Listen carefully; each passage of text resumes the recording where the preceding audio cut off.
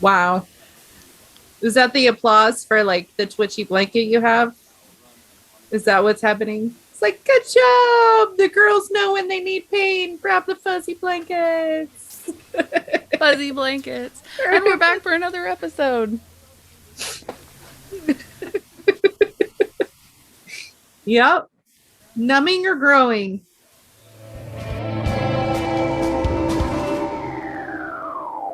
Chaos is all around us. It's in our minds, it's in our spaces. Melissa is a hopeful who simplifies organizing. Angel is a curious idealist who clarifies complexities. Together, we take on the mental overwhelm and cluttered spaces to spark conversations that lead to clearing chaos. We're going to stay on the Brene Brown track this week, but pull a little bit from Braving the Wilderness this time. And I think we're staying with Brene because I am in a state of mental fullness where I cannot consume any more nuggets of knowledge. But for this one, we're going to focus on just one part of one of the books. Yes. Yes. And this is not a book. Like I don't physically have this one, but I enjoy consuming her audio stuffs. Yes, that one. That's what I was talking about. The wilderness. I love it that you've marked the pages too, because we are so sister friends like that. I like my sticky notes. As long as they aren't clutter notes, you're fine. Define clutter notes. Do you have notes to have notes? Or do you actually like cleanse that and purge the notes when they have served their purpose?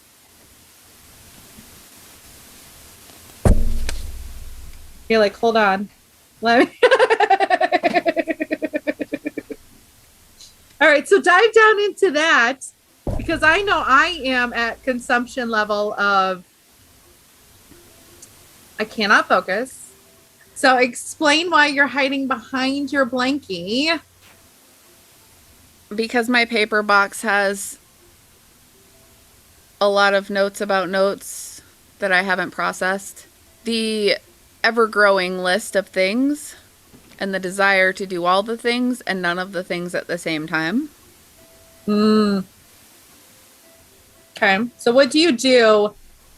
What do you do when you know you have the ever-growing list, but when you don't have the mental space to process that list? What do you do? Prioritize. Deal with it. Deal with it. Oh my gosh. If one more person tells me to pull in my big girl panties, I swear to Pete. Whew. I don't know. It depends on the situation. It goes back to prioritizing.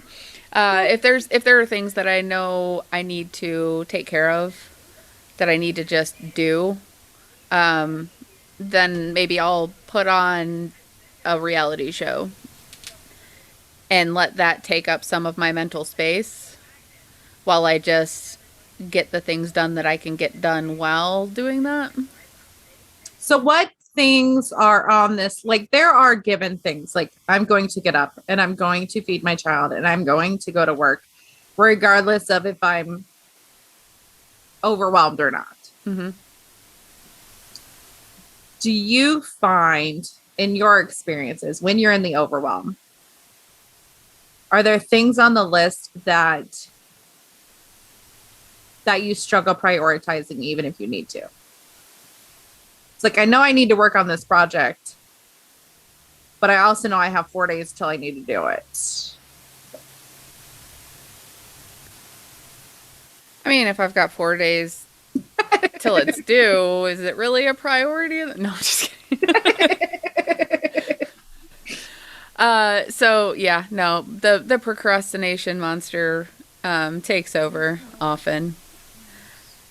But try to do some things to keep myself on track, like set reminders, block time in the calendar, designed specifically for that. Or I'm going to give myself the grace to say, let's just work on this for 5 minutes and then I'll do something else.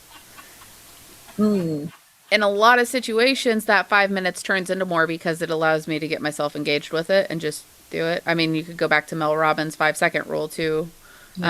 Whatever it is, count down from 5 and just go.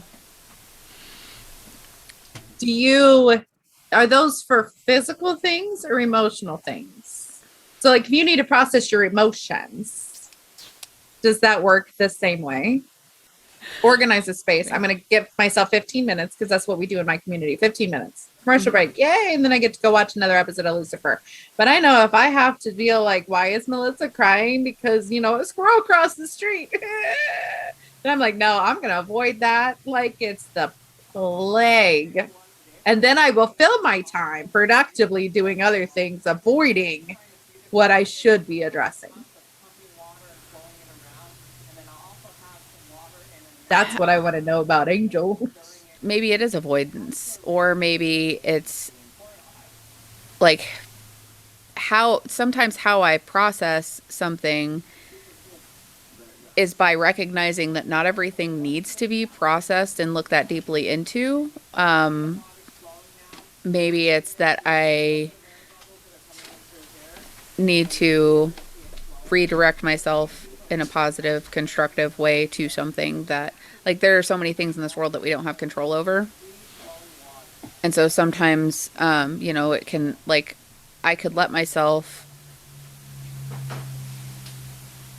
feel a certain way, like, let myself get into a negative space, or I can look at the situation and ask, like, what is it that I can control in this situation? And if the answer to that is nothing, then there's nothing really for me to process or work through or do. So then I redirect to things that I do have control over or can do something about. And then if there is something that I can do, then try to do it. Unless you have 4 days. But unless I have 4 days, then you I can got, watch. Then I can watch, a season or 2 of Survivor or something. Now, do you ever sit with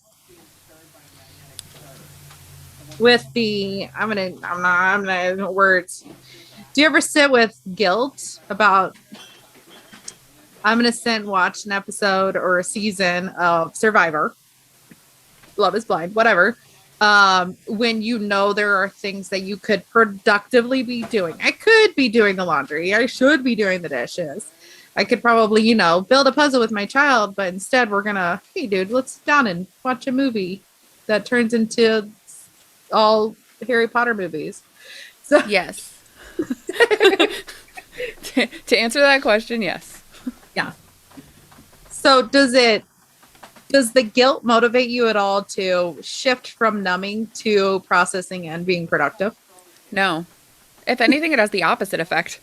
So I'm feeling like you, Angel, are one of those, like, a body at rest stays at rest. There's no consistent answer to that question. Like, there's no consistent pattern of behavior. At times, yes, body at rest stays at rest. Sometimes that is the case. At other times, it's not. And I don't know that I know what triggers a difference. Okay. What about you? For me, it's my mental space. Like right now, I am, for a few weeks, I have been on the mental overload. And I don't know how to clear it, to consume more positivity, to be a productive person. So I get just enough done to get that day's tick, tick, tick, yay, it's done. Instead of, okay, I'm set up for the next week. I'm like, nah, I'm done. It's enough. Back to numbing out. Yeah. Well, if we look at the why behind it, the mental space, maybe that's part of it that contributes to it. The consistency. So maybe the days that I don't just stay at rest are the days where my mental space is a little bit better than the days where I just try to ignore the fact that I have clutter all over my desk again after I reorganized and put 4 bookshelves worth of stuff over there. So then we kind of get into like cognitive restructuring or shifting your mindset. What are specific actions that could shift your mindset Video game. to Violence. be able Violence in video games and alcohol. Oh, no, wait. Well, I mean, so go down that rabbit hole a little bit. What is it about those things that gives you that release? Those are my numbing agents as it would be. Like, I know if I am drinking a little more than normal, it's because the voices and emotions inside my head are too full or overwhelming or too loud. And this is how I'm going to shut them up. Where I know I can play a video game and release some anger with blood and gore and chainsawing that I would only do in my backyard to trees. But then it's like I'm physically doing something, even if I'm physically only doing something in my mind. So to me, knowing where I am in that like headspace, those are my triggers for normally I'd love to pick up a book and read it. Like, you know, the ones Angel suggests all the time. And then I'm like, oh my God, stop. I love you, but oh my God, stop. I still haven't read any of the ones that you've suggested yet either, so don't feel bad. Yeah, but normally, like, that's the person I strive to be. I strive to be positive. I strive to be consuming. I strive to keep learning and growing. But man, these last few weeks have just sucked.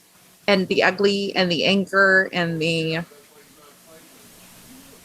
need to have some sort of device to shut it down has been strong. It has been a struggle. Well, and maybe there's some validity to looking at those things as a form of productivity. It's not a cure to whatever the challenge is, but if it's something that helps you process your emotions when they're strong so that you can get to a headspace where you can function on a more even level, then it seems like maybe that is something that you could look at proactively integrating as a part of your schedule and a thing that gets on your list as something that you need to do once a week or once every couple days or whatever it is. This is why we work, because you are the processing and more analytical, like, okay, well, let's ask the questions of why. That was like, no, everything's dumb. I don't care. I think I think you and I create that balance. Okay, fine. I've sat with this long enough. Let's talk it out. So then I appreciate that. I appreciate you. I appreciate you too. If we're aware of our chaos, if we're aware of our numbing, how do you overcome that? How do you break through it? Well, I mean, maybe first it's deciding if it is numbing. Like, are you just doing that to avoid something else, or are you doing that because it's a part of your process? Like, talking about the gaming thing, like, if it's a part of your process that gets you to a space where you can be productive, then it's not numbing, it's part of your processing. Like, we talked about this before, offline, but I had recently went through something, lost somebody that I knew, and it was, I'm not somebody who wants to go around and talk about that kind of thing, like, because for one, it doesn't change the facts of what's there, like the situation as it is. It doesn't change that. The situation is what it is. And bringing that kind of thing into a conversation with other people that I love, like, I know that people who love me are going to be feeling, you know, if I'm feeling sad and I'm talking about feeling sad and then they get sad because I'm sad and then I'm sad because I made them sad, like that's not a cycle that I'm comfortable with or that is going to bring me joy or help me get any closer to dealing with whatever the thing is. But if I can do something that helps me feel like I'm processing it or getting somewhere, then I can do a thing without having a long exhaustive conversation about whatever the pain is. So like making a blanket. Now, did that help you? Like, did it physically help you? Did being physically active help you sort through your mental? Yeah. Well, because I'm a very tactile person, generally speaking. Having some sort of movement or even like a verbal conversation like this can help me process thoughts and new ideas and stuff. Creating this, doing an action that was something that connected me to that person, helped me sit in the suck for as long as I needed to get to a place where I felt like I could words again. Mm.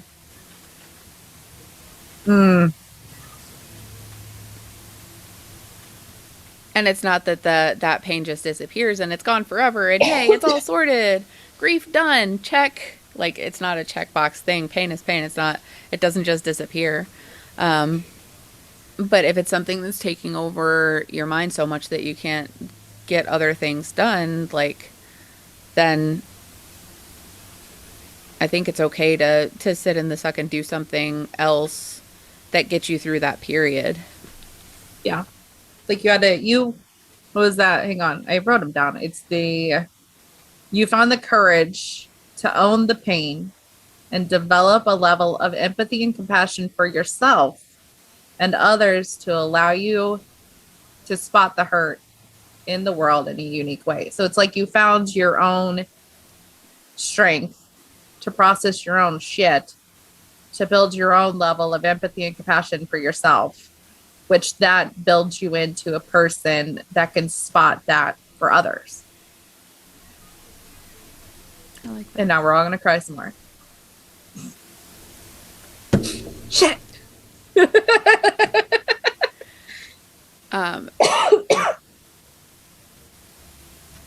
And that was a quote, because the alternatives to that, going back to that quote, are the two things that are right before it.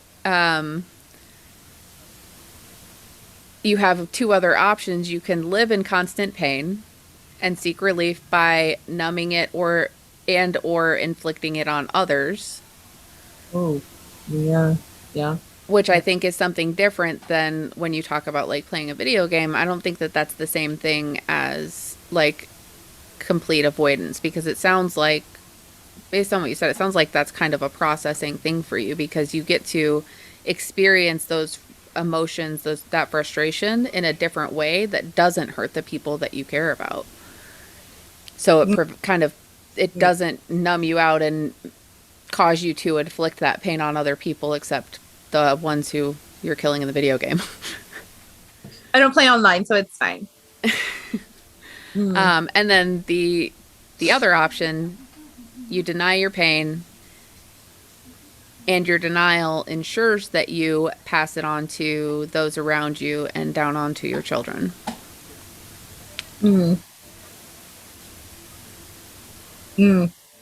See, I appreciate conversations like this, because I know I will drink too much vodka, so I don't have the feels. And then I also know step 2 of that is, okay, I'm done with that consumption because it's just not good for me. I'm going to go kill some on a video game. So I like how you phrase that. It's just part of the process. Mm-hmm. Where I feel like if it was just numbing, it would be more of an avoidance instead of a process step. Right. And I think kind of a way to gauge that is do you continue that? Like, is that something that you do as a step, or is that something that is an everyday constant habit to avoid the reality of life. Like, You know, I like habits. good ones. Yeah, good habits. Yeah. We actually, that was one of the big things of when I started my business and started my organizing. It's like, we're not going to stop habits or start habits. We're going to swap habits. So I take a bad habit and I replace it with a good habit, because then you're still occupying that space that's created for the habit. You're just filling it with, you know, a better option, with something more productive, clearer in the way of our chaos thinking. So, yeah. Want me to cry some more? No, I'm just kidding. I feel better already. I feel better, like the ideal of processing my anger in steps instead of ignoring it with numb. I'm glad we have this. I'm glad you brought up the word habits, because that makes my heart happy. Like, the word habits is like, oh, I have a choice of how I'm going to spend that opportunity. Mm-hmm. We all have choice. For all of it. For all of it. I mean, except for having the feelings. That's not really a choice. That's like, we don't have a choice to have feelings. We're gonna have feelings because we're human. We have to breathe. We have to pee. Like, We have to breathe the pee. That's all. like we have to do all the things that are human. One of those is feeling the feelings. That's not something that we can control. But to Stephen Covey's point, we can control. We can't. Well, I mean, not even Stephen Covey and Viktor Frankl and a million other books. We can't. There are certain things that we can't control, but we can control how we react and what we choose to do, what actions we choose to take, and how we choose to look at it. I mean, I think that's perfect. Even with the book we were talking about, you can choose to brave the wilderness. You just have to choose it. Mm-hmm. You have to actively continuing to choose it. Yes. And some days you don't have to work that hard on it. Just Some pick days. it back up tomorrow. Some days you have to work a little bit harder. Well, and like how, that's what you're just saying, how you use those feelings, how you let those feelings guide your actions. One of the other quotes from Braving the Wilderness, our anger is a powerful catalyst, but a life-sucking companion. So are you using your negative feelings as a catalyst for action, or are you letting it suck the life out of you? Yes. Both. Both. And I think both is okay. I think at the right time and the right situations and the right stability of my emotions, I think both is okay. Right. And when As you long have as that, when the emotions are too high, you need to have some sort of action plan to get yourself to a more manageable level, to where you can do whatever the next thing is. Like, you can't take action if you're swirly brained. That's what I call it when I'm feeling swirly brained. Like, I'm not gonna be an action taker if I'm like, if my brain's not working. Like, if my thoughts are consumed by something like super emotional, like, this is not a good time for me to try to be productive. I need to I need to do whatever I need to do to get myself to a place where I can operate and function as a human being again.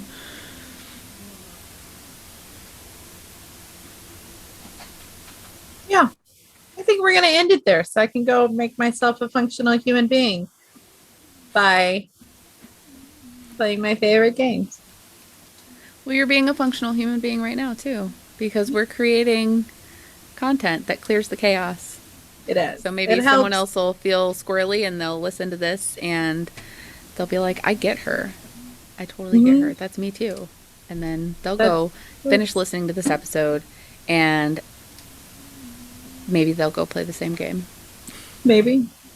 Maybe. I'm glad that we have this clearing chaos space to be vulnerable humans together. Me too.